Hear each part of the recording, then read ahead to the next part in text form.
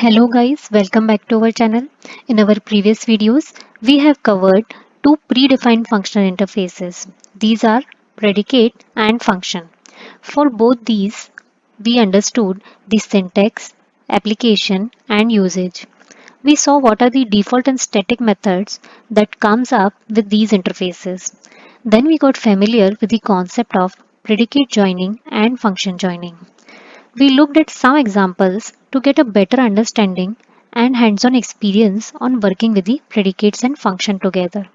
So in case you have missed it, you can check for the link of all these previous videos in our description box.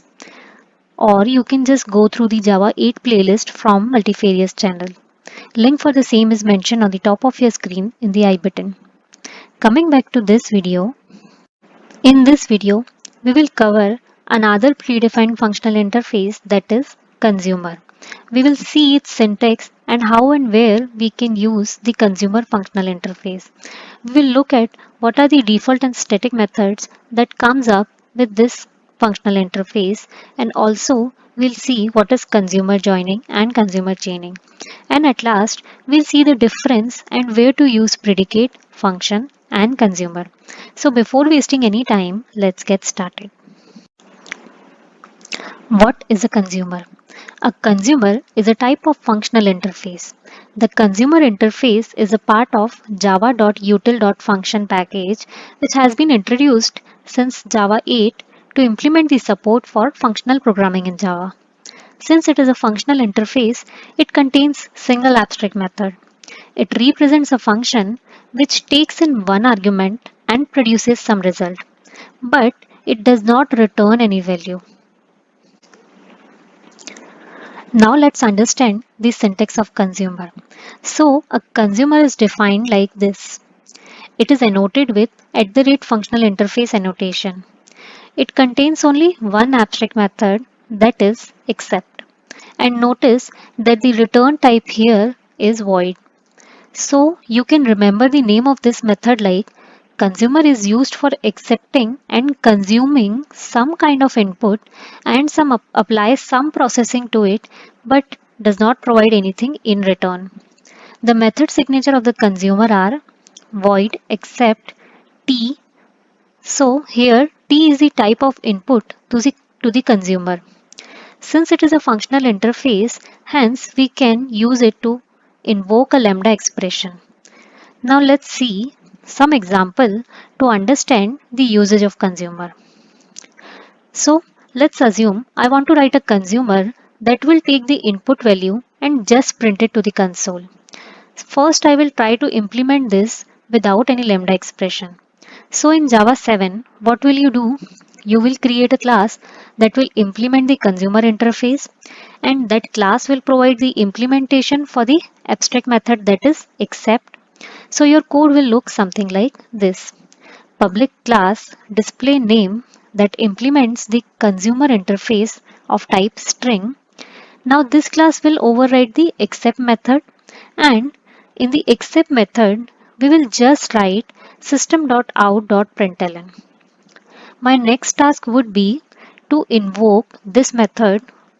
For this, I will write another class that will have the main method inside it, and in that main method, we'll create an object of display name class, and we will just call the accept method.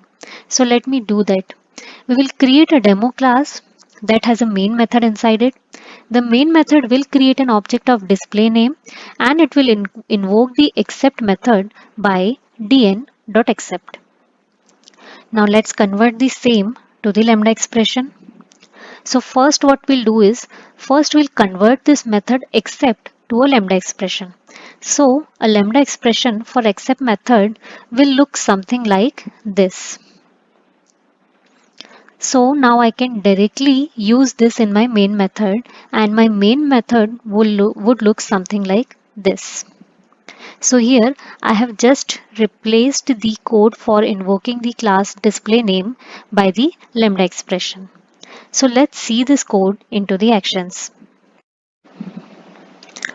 So here you can see we have a class display name that implements the consumer interface and which has overridden the accept method that takes a string and print it to the console. Next, we have a demo class which has a main method inside it, and inside the main method we are creating an object of display name, and then we are calling the accept method. So let me just run this code. So first I will compile this,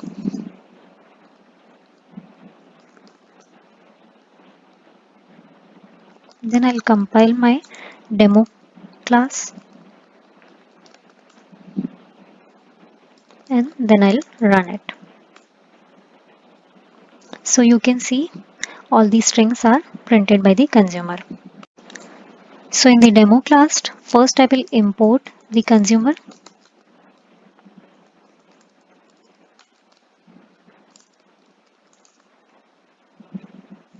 and then I'll replace this line by the lambda expression. Consumer of string dn that takes in string, and what it does, it prints it to the console.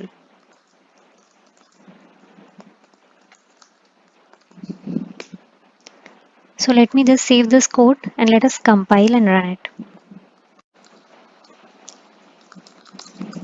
Java C demo.java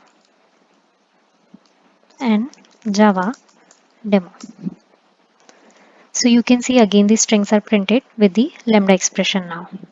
So I hope now you have a basic understanding of consumer functional interface. In our upcoming video, we will see some more examples of consumer functional interface. So I hope you like this video. So do like, share and subscribe. If you have any doubts, you can let us know in the comment section. And stay tuned for yet another videos on Java 8. Till then, take care, bye bye, and thank you for watching.